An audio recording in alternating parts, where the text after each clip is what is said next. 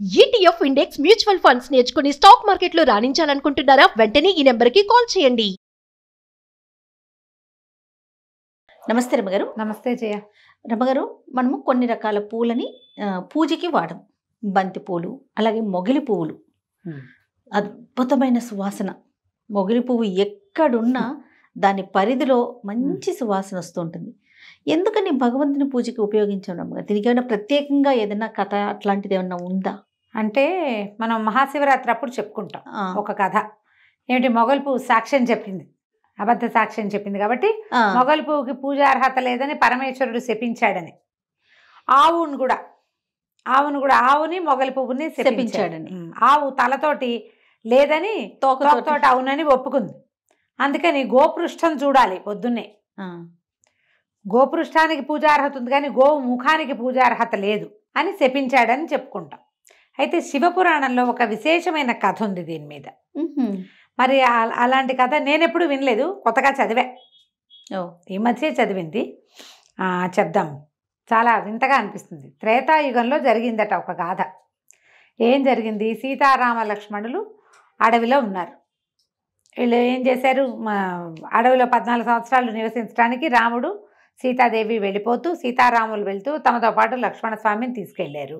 వీళ్ళు కొంతమేర వెళ్ళి ఆగిన తర్వాత ఈ దశరథుడు చనిపోయాడని భరతుడు తల్లులు వచ్చి వెనక్కి రమ్మని బతిమలాడారు.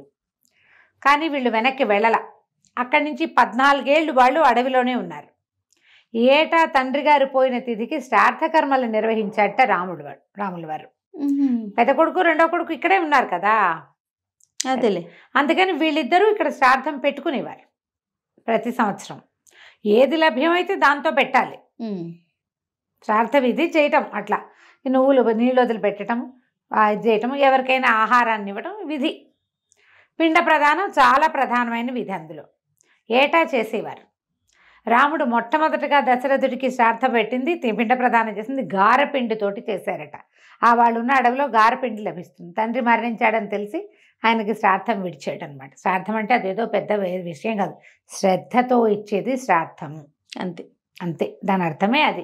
మనం దానికి విపరీతార్థాలు చేసుకుని తిట్టుకి వాడుకున్నా తప్పు. అది శ్రద్ధగా చేసేదాన్నే శ్రాద్ధం అంటారు. అని ఇలా కొంతకాలం గడిచిన తర్వాత ఒకసారి వీళ్ళు ఫల్గుణి నదీ తీరంలో ఉన్నారు, సీతారామ లక్ష్మణులు ఉంటే. తండ్రి గారి శ్రాద్ధకర్మ దినం వచ్చింది.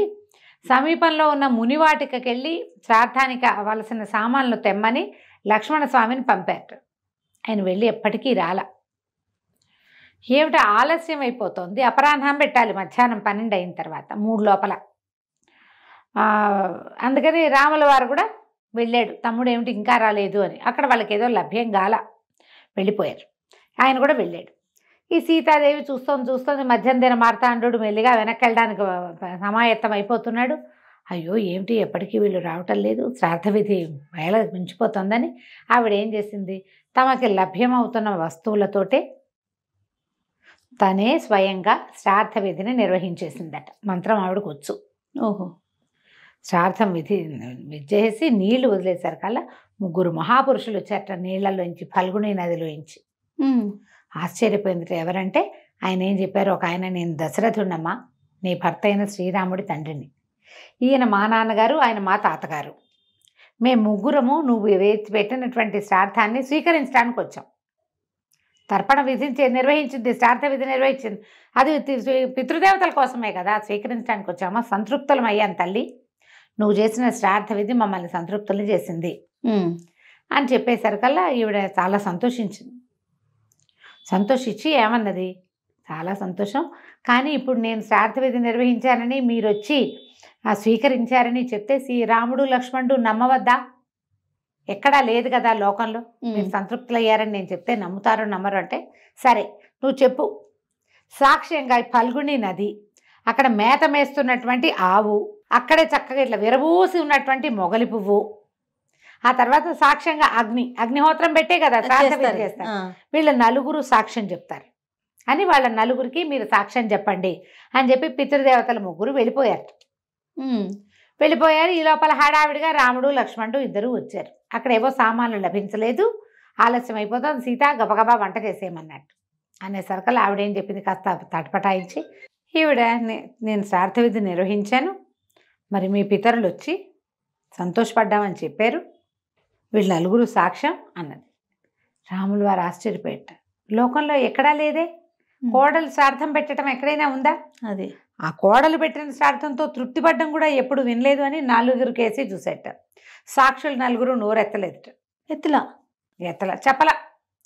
సీతాదేవి అవమానపడింది, కష్టంతో వచ్చింది ఆవిడికి. వీళ్ళు సరే ఇంకేం చేస్తుంది, ఆవిడ వంటకు ఉపక్రమించింది ఇంకేం చేయలేక. అయితే ఈ రాముడు ఇక్కడ అన్ని ఏర్పాట్లు చేసుకుని సామాన్లు మొదలుపెట్టి తండ్రి ప్రేయర్ తలుచుకోగానే తండ్రి మళ్ళీ 3 ప్రత్యక్షమయ్యారట. అయ్యా సీత శ్రాద్ధం విడిచింది మాకు, ఆమె పెట్టిన శ్రాద్ధ విధితోటి మేము సంతృప్తం అయిపోయాం, మీరు ఇక శ్రాద్ధ విధి చెయ్యొద్దు, ఈ సంవత్సరానికి పితృశేషం ఆమె శ్రాద్ధ విధి నిర్వహించగా మిగిలింది కదా అది భుజించండి, ఇక మీరు విధి చేయవద్దు అని చెప్పేసరికి అప్పుడు ఆయన ఆశ్చర్యపోయాడు రాముడు. తండ్రి తాత వచ్చి చెప్పారు, ఇంక నమ్మాలి.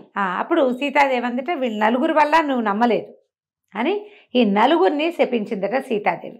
ఫల్గుణి నదిని నువ్వింక కనపడవు, అంతర్వాహినిగా ఉండు. దండకారణ్యంలో అంతర్వాహినిగా ఫల్గుణి అనే పేరు, ఫల్గుణి ఈ నది ఉన్నది, అది కనపడదు కానీ నది ఉంది లోపల, అంతర్వాహినిగా ఉండమంది. అక్కడి నుంచి ఆవుని పొద్దున్నే నీ మొహం చూడకూడదు ఎవరు అని ఆవుని శపించింది. పొద్దున్నే గోముఖం చూడకూడదు, గోపృష్టం చూడొచ్చు. దాని మీద విషయం చెప్దాం మళ్ళీ ఇంకోటి. తర్వాత అగ్ని, నేను భక్షకుడివి, విచక్షణ లేదు నీకు మంచి చెడు విచక్షణ ఉంటే అవునని సాక్ష్యం, నేనే సాక్ష్యం, నా ఎదురుగుండానే మీ పితరులు వచ్చారు రామా అని చెప్పేవా నువ్వు? చెప్పలేదు కాబట్టి నువ్వు విచక్షణారహితుడివిగా ఉన్నావు కాబట్టి సర్వభక్షకుడివి అయిపో. నీలోకి ఏది వచ్చినా దాన్ని కాల్చేస్తావు, బంగారమైనా కాల్చేస్తావు, మట్టి అయినా కాల్చేస్తావు నువ్వు అని. మొగలి పువ్వుకి నువ్వు ఇంత విరిబడి ఉన్నావు, ఇంత విరిసావు, ఒళ్ళంతా కళ్ళు చేసుకుని చూసి సమాధానం చెప్పలేదు, నీకు పూజార్హత లేకుండా పోవుగాక అని శపించిందట. ఈ శాపాల కథల్ని మనం చాలా కథల్లో చెప్పుకుంటాం. సీతాదేవి కూడా శపించింది అని ఈ గాథ చెప్తారు. అప్పటి నుంచి మొగలి పువ్వుకి పూజార్హత లేదు. కానీ మొగలి పువ్వుని మనకి తెలంగాణలో ఉన్నటువంటి కేతకి సంగమేశ్వర స్వామి దేవాలయంలో మాత్రం జరాసంగం ఆ ఊళ్ళో మాత్రం అక్కడ పరమేశ్వరుడు ఒప్పుకున్నాడు కాబట్టి అక్కడ ఒక్కచోట మొగలి పువ్వులతో శివుడికి పూజిస్తారు. అక్కడే సమీపంలో మొగలి వనాలు ఉన్నాయి, అక్కడి నుంచే పువ్వులు కోసి తెచ్చి పెడతారట. అక్కడి నుంచి గోవు, ఆ గోవుకి గోముఖం గోవు ఎంత పరమ పవిత్రమైనదో గోపృష్టానికే పూజ. అవును, పొద్దున్నే దేవాలయంలో కాంచీపురంలో నేను స్వయంగా చూసా. పొద్దున్నే స్వామివారి అమ్మవారికి గోపృష్టం చూపిస్తారు. దేవాలయం తెరిచేటప్పుడు ఏనుగు, గుర్రము, గోపృష్టము 3 దర్శనాలు చేయిస్తారు. ఆమె తలుపు తీయగానే ఆమె మొట్టమొదట చూసేవి అవి లక్ష్మీ స్థానాలు. ఏనుగు, గుర్రము అవి 2 చాలా అద్భుతమైనవి. గోపృష్టం కూడా చూపిస్తారు. నల్లటి కపిలను తీసుకొచ్చారు. తెల్లవారుజామున 4:30-5 గంటలకు వెళ్ళిపోయాం మేము గుడికి అది చూడడానికి. చక్కగా అలంకారం చేసి ఆవుని తీసుకొచ్చి దాన్ని ఇలా వెనక్కి తిప్పి మనం గోముఖం చూస్తాం, అమ్మవారి గోపృష్టాన్ని చూస్తుంది. వెనక భాగానికి పూజ చేస్తారు. ఈ చిత్రమైన గాథ కనపడింది నాకు శివపురాణంలో.